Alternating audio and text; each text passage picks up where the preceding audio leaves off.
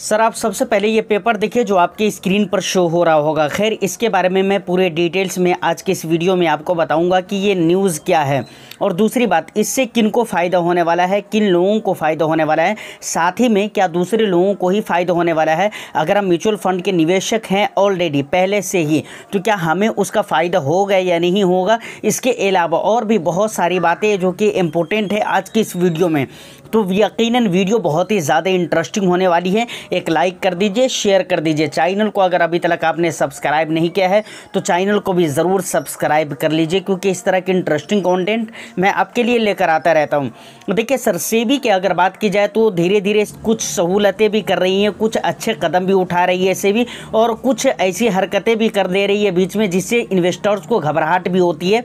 खैर अभी की जो हम बात कर रहे हैं और जिस न्यूज़ के ऊपर हम बात करने वाले हैं, बहुत इंटरेस्टिंग खबर है जो कि इकोनॉमिक टाइम्स की तरफ से इसको पब्लिश किया गया है और भी कई सारे न्यूज़ पेपर्स ने इसको पब्लिश किया हुआ है। देखिए एक्चुअली में न्यूज़ निकल कर आ रही है Mirae Asset mutual fund house की तरफ से। Mirae Asset mutual fund house की टोटल 67 स्कीमें हैं, उनमें जितनी भी इक्विटी स्कीमें हैं उनमें टैक्स सेवर फंड को छोड़कर, क्या मैं बोल रहा हूँ, टैक्स सेवर फंड छोड़कर जितनी भी इक्विटी स्कीमें हैं उन तमाम तर स्कीमों में ये 99 रुपये से मतलब अब SIP कर पाएंगे इन्वेस्टर्स। मतलब पहले किसी में 500 था, किसी में कुछ था, किसी में कुछ था, लेकिन उन सारी चीज़ों को डिक्रीज कर दिया गया है और अब सिर्फ 99 रुपये से इन्वेस्टर्स अपनी SIP कर पाएंगे।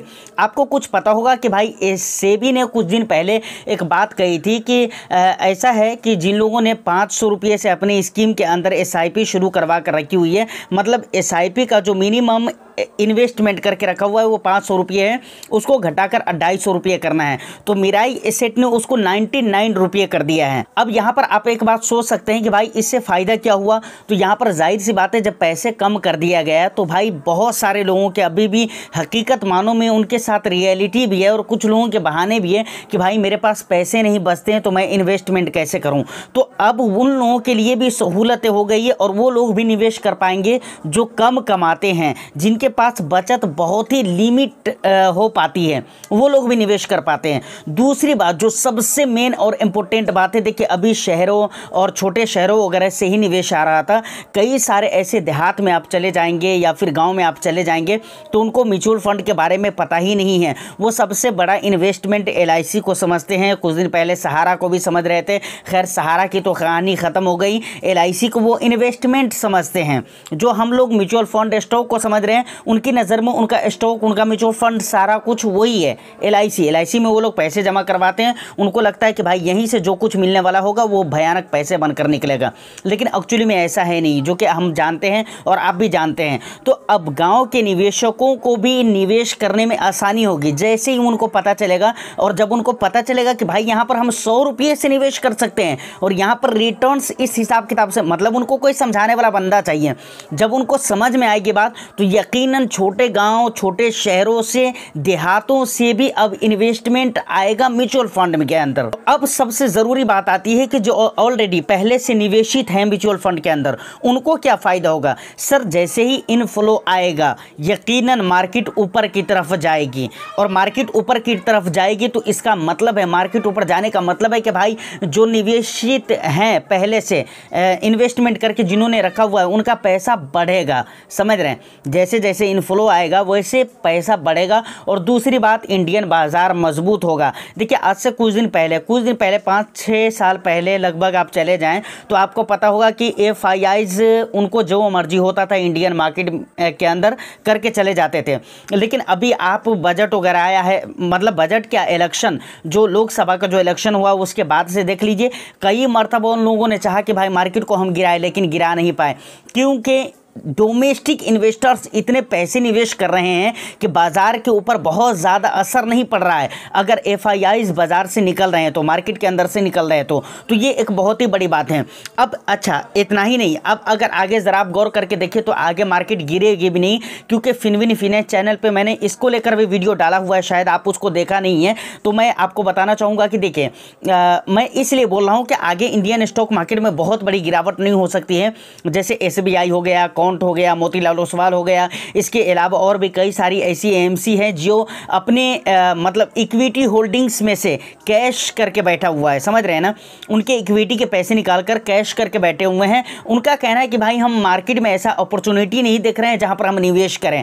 कहने का मतलब ये है सर कि मिड कैप और स्मॉल कैप, खास तौर से दूसरे भी मल्टी कैप, फ्लेक्सी कैप की भी मैं बात कर रहा हूं, लेकिन खास तौर से यहां पर मिड कैप और स्मॉल कैप की मैं बात करना चाहूंगा कि देखिए ओवर वैल्यूड कहा जा रहा है और ये लोग कैश करके बैठे हुए हैं। कई सारी ऐसी एएमसी है जो अपनी स्कीम के पैसे कैश करके बैठी हुई है। मार्केट जैसे गिरेगी वैसे ये लोग पैसा डालेंगे, इसीलिए ये सबसे बड़ा रीज़न है कि इंडियन स्टॉक मार्केट अब बहुत ज़्यादा गिर नहीं सकता है, समझ रहे हैं बात को। उसके बाद फॉरेन इंस्टीट्यूशनल इन्वेस्टर्स की अगर मैं बात करूं तो उनको भी पता है कि भाई इंडिया के मार्केट में ही पैसे बनने वाले हैं। देखिए इससे पहले मैंने आपको एक वीडियो में बताया हुआ था कि आखिर रीज़न क्या है, और इंडिया की जो इकोनॉमी है वो बहुत ही ग्रोइंग इकोनॉमी है। इंडिया की जो जीडीपी है वो किस तेज़ी के साथ ऊपर की तरफ जा रही है, ये सारा कुछ मैं आपको ऑलरेडी एक वीडियो में दिखला चुका हूँ। अगर आपने उस वीडियो को नहीं देखा है तो मैं डिस्क्रिप्शन में लिंक डाल दूंगा, आप इस वीडियो को वॉच करने के बाद आप उस वीडियो को भी देख सकते हैं। वहां पर बहुत ज़्यादा इन्फॉर्मेटिव बातें आपको समझ में आने वाली है, समझ रहे, बहुत मेन चीज़ें और बहुत मेन डाटा मैंने वो उस वीडियो में कवर किया हुआ है। तो मैं उसको यहाँ पर नहीं लाऊंगा क्योंकि मैं नहीं चाहता हूँ कि वीडियो बहुत ज़्यादा लंबी हो जाए। बहुत सारे लोगों ने देखा है, बहुत सारे लोगों ने नहीं देखा। अगर आपने नहीं देखा तो उसको देखिएगा, आपको पता चल जाएगा। तो फॉरेन इंस्टीट्यूशनल इन्वेस्टर्स को वो सारे रीज़न जो मैं उस वीडियो में बता चुका हूँ, वो सारे रीज़न उनको मालूम है। देखिए इंडियन निवेशक को तो बहुत सारी बातें मालूम नहीं है, और इंडियन निवेशक हमारे और आप में सबसे बड़ी मिस्टेक क्या होती है कि हम पढ़ना नहीं चाहते, हम देखना नहीं चाहते हैं, और हम समझना और सुनना नहीं चाहते हैं। सर हम ये चाहते हैं कि मार्केट के अंदर हम पैसे डालें और हमारा पैसा बिल्कुल ही 10x होकर निकल जाए, जो कि पॉसिबल नहीं है। ये आपको भी पता है और हम भी जानते हैं। इंडियन मार्केट के अंदर या फिर किसी भी मार्केट के अंदर अगर आपको पैसे बनाना है सर, तो उसके लिए आपको सीखना पड़ेगा, जानना पड़ेगा कि कैसे कैसे मार्केट रिएक्ट करता है, समझ रहे हैं ना। कई मरतबा इन्वेस्टर्स अगर थोड़े से कुछ लंबे समय तक के कुछ सेक्टर्स में गिरावट होने लगती है या फिर कहीं पर अच्छा परफॉर्मेंस उनको देखने को नहीं मिलता है तो वो घबरा जाते हैं, और उनको लगता है कि नहीं, बताने वालों ने जो बताया है कि भाई इस सेक्टर में पैसे बनेंगे, वो नहीं बनेंगे, उन्होंने गलत कहा है। जबकि ऐसा नहीं है, उन्होंने सही कहा है। हर सेक्टर, कोई सा भी सेक्टर हो, हर सेक्टर की मैं बात कर रहा हूँ, वो लंबे समय तक के अच्छा परफॉर्म करते रहें, ऐसा हो ही नहीं सकता है। उतार चढ़ाव स्टॉक मार्केट का नेचर है सर, ये फितरत है। मार्केट का फितरत है कि वहाँ पर अप एंड डाउन होंगे, वहाँ पर उसके साथ आपको रिकवर करके, मतलब बोले तो मैनेज करके चलना पड़ेगा, समझ रहे हैं ना। घबरा कर अगर आप पैसे बनाना चाहेंगे तो ऐसा नहीं होने वाला है। तो निवेशक को, मतलब फॉरेन इंस्टीट्यूशनल इन्वेस्टर्स को मालूम है कि भाई इंडिया ग्रोइंग इकोनॉमी है, इंडिया की जीडीपी बहुत ही तेज़ी के साथ ऊपर जा रही है, जिसकी वजह से इंडियन स्टॉक मार्केट में पैसे निवेश करना बहुत ही ज़्यादा ज़रूरी है, क्योंकि वहाँ पर पैसे बनेंगे। दूसरी बात ये भी वो जान रहे हैं कि खुद इंडिया के जो निवेशक हैं, वहाँ के डोमेस्टिक इन्वेस्टर्स हैं, वो भी बहुत अधिक मात्रा में इंडियन स्टॉक मार्केट के अंदर अब निवेश कर रहे हैं। उनको भी धीरे धीरे म्यूचुअल फंड वगैरह वगैरह के बारे में और स्टॉक मार्केट के बारे में, इक्विटी के बारे में अच्छे से पता चल रहा है। ये सारे लोभ लालच हैं फॉरेन इंस्टीट्यूशनल इन्वेस्टर्स के लिए, जिसकी वजह से वो इंडियन स्टॉक मार्केट में आएंगे। तो ये सारी वो इंपॉर्टेंट बातें हैं जिस पे आपको गौर करने की ज़रूरत है और जिसके बारे में आपको सोचने समझने की ज़रूरत है। और मुझे लगता है कि अब ये न्यूज़ जो निकल कर आ रही है, जिसके बारे में शुरू में मैंने आपको बताया है कि भाई 99 रुपये से भी, मतलब अब SIP आप कर पाएंगे मिराई एसेट मैनेजमेंट के अक्सर म्यूचुअल फंड के अंदर। ये बहुत बड़ी इंपॉर्टेंट खबरें हैं। अच्छा, ये चीज़ लागू कब से होने वाली है? ये 1 अक्टूबर से लागू हो जाएगा। पूरा जो आर्टिकल्स है जो कि इकोनॉमिक टाइम्स की तरफ से हैं, उसका लिंक मैं टेलीग्राम चैनल पर डाल दूंगा, आप वहाँ पर पढ़ सकते हैं। यूट्यूब पर नहीं डाल सकता क्योंकि काफ़ी ज़्यादा रिस्ट्रिक्शन रहती है, तो इसलिए मैं टेलीग्राम चैनल पर डाल दूंगा, और हो सके तो आप टेलीग्राम को भी ज्वाइन कर लीजिए। वहाँ पर भी एक से एक अपडेट मैं आपके लिए लेकर आता रहता हूं। तो सर इन सारे मुद्दों पर आपका क्या कहना है? आप इन तमाम तर मुद्दों के बारे में कैसे सोचते हैं? आपकी क्या पर्सनल ओपिनियन है? आप मुझे कमेंट सेक्शन में ज़रूर बताइएगा, मैं उसका इंतज़ार करूंगा। उम्मीद करता हूं कि ये वीडियो आपके लिए इन्फॉर्मेटिव रही हो, हेल्पफुल रही हो। तो एक लाइक कर दीजिए, शेयर कर दीजिए। चैनल को अगर अभी तक आपने सब्सक्राइब नहीं किया तो चैनल को भी ज़रूर सब्सक्राइब कर लें। मैं फिर मिलता हूँ किसी नेक्स्ट एंड इंटरेस्टिंग वीडियो में। जब तक के लिए all the best. Thank you for watching.